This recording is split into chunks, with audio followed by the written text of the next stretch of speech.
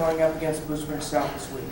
Well, our message will stay the same. It does every week, and that, you know, we got another game. This is our final regular season game and a conference game, and very disappointing loss in terms of not in terms of the result, just as much as how hard our kids played and how the effort that was there against a great team and coming up just a little bit short there in overtime.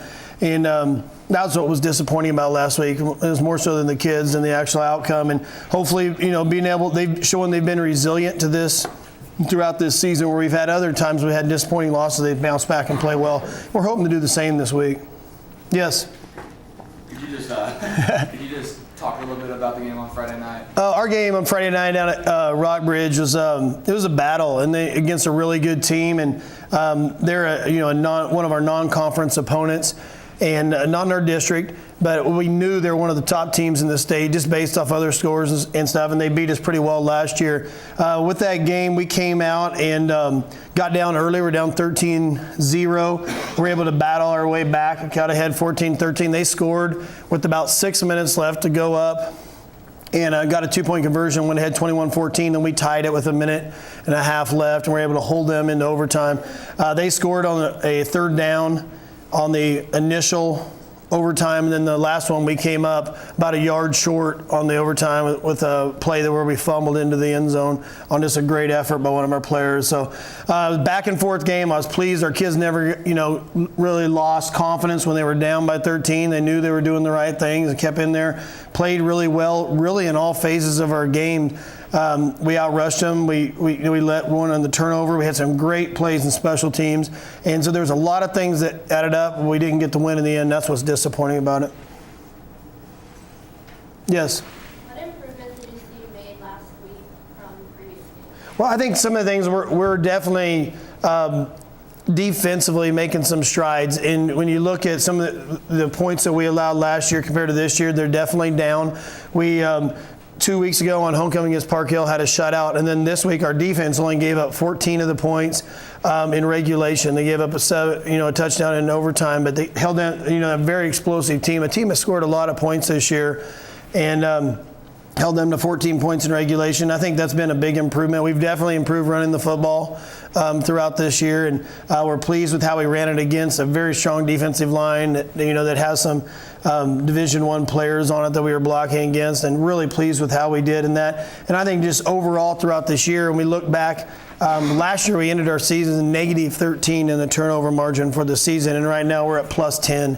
And know that that's allowed us to do more with get more out of our football team and possession-wise, and then just also allowed us to put us a better chance to win football games. And that's a big thing that we're really happy that was a focus coming into this year for us, and that we're really happy to see that we're capitalizing on. Yes. In terms of this week, what do you need to improve on against Blue Springs South? Well, Blue Springs South is, they're the defending state champions in 6A, and we're going to have to be able to go and control the ball offensively, be able to do the things that we try to do every week, run the football, be able to not turn the ball over with them, be able to stop their run game. They have a dual threat quarterback. They're almost 50-50 on their yards, what they get through the air or through on the ground. So we know we're going to have to prepare for that. They're very well coached in the kicking game, and we're going to have to be very sound in what we do. We met last night and went through all their special team films with our kids after practice, and just looking at they do a lot of things well. You can tell they're very well coached. They stay in their lanes. They cover well. There's not a lot of weakness in what they do. Yes. You and I talked a little bit about how this game will affect the district seeding.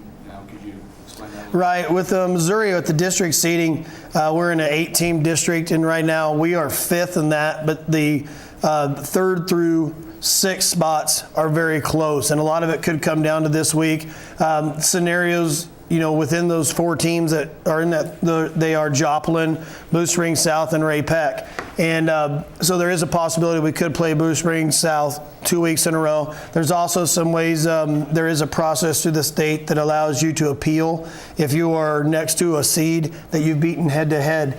And that could come into play with some of the teams in that group. So there's a lot that could be still decided this Friday night. So our message to our kids, we have an idea who we may play, but at the same time, a lot of it depends on winning this game on Friday night and the outcomes of some other games too. So we're really really concentrating on this Friday night, and we'll take our next. Just we're excited to be able to play in the playoff game next week, and we'll prepare for it when it comes. Yes. As the season starts to head to a close, looking back at your JV squad, are there any players that you're excited to see possibly move up next year? We've had a great JV year, and they didn't get to play this week because Columbia Rockbridge did not travel up. We didn't have a game with this last week, but with the amount of juniors that we start, out of our 22 starting spots, 11 on offense, 11 on defense right now, only 6 of those are taken by seniors. Okay, so we have 16 juniors or sophomores that are starting at the varsity level, and then a full JV team that's full of sophomores and juniors starting right there. So we're really pleased.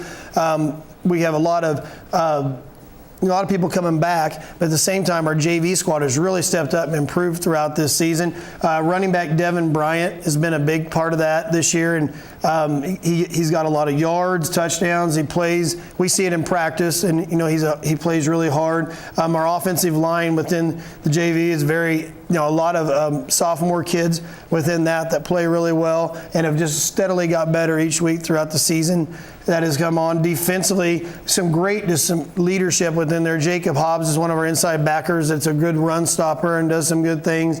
That and Aaron Kelly, the defensive end that JV games has really played well. So, and there's a lot of names. I think some of the neat things that we've seen where we've had some injuries these last few weeks and some other situations where a kid couldn't play. We've had some people from our JV step in varsity games and just do some great things on the varsity field. And just this last week, Josh Scheibel, who had an injured neck earlier this year and then played some JV, came in and played the entire game against Columbia Rockbridge and did really well. And Tanner Pendergrass, who also came in and played really his first full varsity action and had 3 sacks against Columbia Rockbridge. We're just really pleased with those kids, and it's just a good testament for all kids and all sports that you practice and do things right, and you get an opportunity, and they did a great job. And there's a lot of other ones I haven't mentioned off that it's just neat to see kids that work hard and do things right be able to come in and not only just participate but make a difference in the outcome of the game. Yes. How are Brady Newland and Kellen Turner? I know they were both hurt, and anyone else that injuries? Injury-wise, both Brady and Kellen came back and played good games on Friday, and we feel like that they're back to where they were before they were injured. With that, we had with Ben Laughlin, he remains to be out with a knee injury, and it looks like it still could be an extended time with where he's at with that. So we are. Really, we're missing Ben. He's a 2-year starter and a great leader for us. And at the same time, we got some depth in that position. We're able to make some position changes with some guys and use some guys that have played defense, maybe more so this year, come over and get some snaps. And our coaching staff's worked real hard to get them ready, and the kids have worked real hard to get themselves ready into that spot. And we've been able to survive a little bit through that. But those are our main ones we have injury-wise right now. Yes. So earlier you were talking about the district seedings. Mm-hmm. How greatly will that affect your team for a win and for a loss this week? Well, I think what our kids I expect they feel the same. But they're really concentrating on this Friday on getting a win, and it's a conference game and against a great opponent, and I think that they are solely focused on Friday. I think the thing is, it's not do or die that we're gonna play next Friday night, and they understand that. So we're gonna just play the best we can because that's what we can control, and then we'll let the cards, kind of lie, and we'll figure out what we're gonna do next week with that. Yes.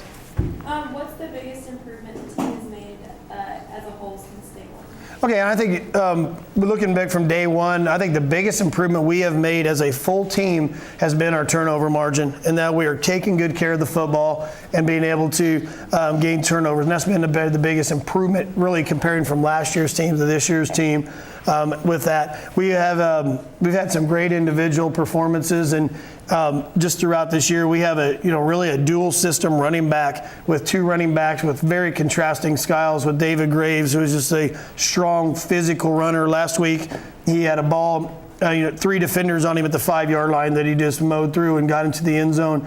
And then they pretty much split carries with Matthew Zombo, who's lined up at quarterback and at running back and done a lot of things. I had a reporter talk to me yesterday on Matthew, and I didn't even realize at the time he went over 1,000 yards the other night in the game. He has 1,010 yards on the season on only 110 carries. So he's right at 10, right around 10 yards per carry, which is just an unbelievable average that he's had. And he's done that at really playing running back, receiver, and quarterback. And he's just been a dynamic player for us this entire year. Last week, along with just some incredible runs, he had a punt return that got down to the 8-yard line, and he lined up and played corner against one of the top receivers in the state and held him to 3 receptions on the night. And just an unbelievable, complete game that Matthew had last week. And so I think we've really had a situation where we've had some guys that have put themselves maybe their individual goals and what they want to the side for the better of the team. And I think that's been a huge improvement in our team also. Yes. With the season coming to an end, how do you keep your guys, interested in practicing? Their minds might be somewhere else. How do you keep them focused? Sure. I think that's, when you look at a question like that, this is the time of the year where it's easy for the young kids. I had just met with our sophomores yesterday and talked to them about this is a great time, even though they only have 1 game left on their schedule next week. There is a huge time that they can improve through practice and use this time to get better going into next year. And that is tough for some of them to see, but at the same time, I'm hopefully they can see the importance of it. Then also just the idea of being a part of, a playoff atmosphere and some neat things that we had 2 weeks ago here with our homecoming game. It was such a great game and a great week and neat experience for them. And it's toward the end of our season this year, and it's, neat. I think those experiences will keep them focused and going. And we had a great practice last night, even without the JV, and we had a full squad practice, and it went really well. Yes? How has the rest of the coaching staff contributed to the game? Well, our coaching staff, we split up into offense and defense in our staffs, and we really coach one position, even though we have some lower level coaches that coach both sides of the football. But each of them, we really work. We have individual jobs that we do, throughout the week outside of practice in terms of game planning and game prep. And we work over the weekends just like every staff in the state does, and getting that prepared. And they not only focus on their position for that upcoming week, but then also each of them has a piece of the game plan that they prepare for. We used through our huddle program, they have a feature on there called presentations, and the coaches work over the weekend. It's more or less a PowerPoint, but we have about a 60-page PowerPoint that has plays embedded and film embedded in there that we work on over the weekend. Then we meet as a staff and go through, and then we send it out to our kids on Sunday night. And we can tell when they log in and watch it, so we know who watches their game plan, when they know they're expected to watch it before practice on Monday. And the kids have been great, been able to do that. And we feel like we really go into our week really prepared, knowing about our opponent and what we're going to do for that upcoming week.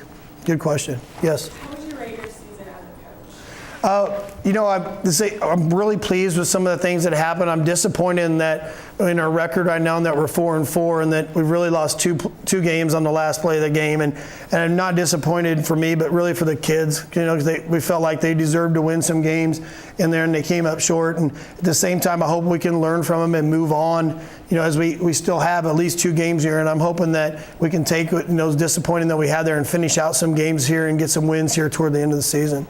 Yes? If you would have scored on that last fumble, what would be your approach going into the further overtime period? Well, it's funny. I was already thinking, because I thought Matthew had scored or at least got down to the 1. And I was thinking of go for 1 or go for 2.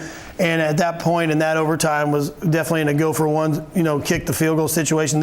Our defense held them to where they scored on a very tough 3rd and 4 play they just made a great throw and catch on when they scored before. So I had good confidence in our defense going back out. They're going to get a stop. And in high school football, to 3rd overtime, you have to start going for 2 from that. But just it was one of those things. There was a close play at the end, and I didn't want it.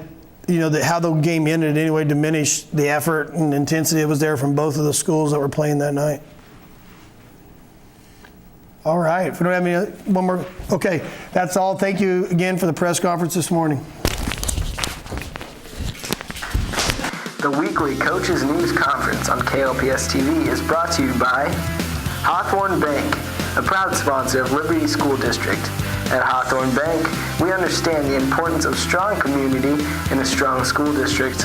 We also understand the importance of strong financial future for our school district's families and for our local businesses. Hawthorne Bank, with you every step. And by Jackson Hewitt. For all your tax needs, personal or business, rely on tax professionals at Jackson Hewitt and Liberty, a full-service tax preparation professional. Jackson Hewitt.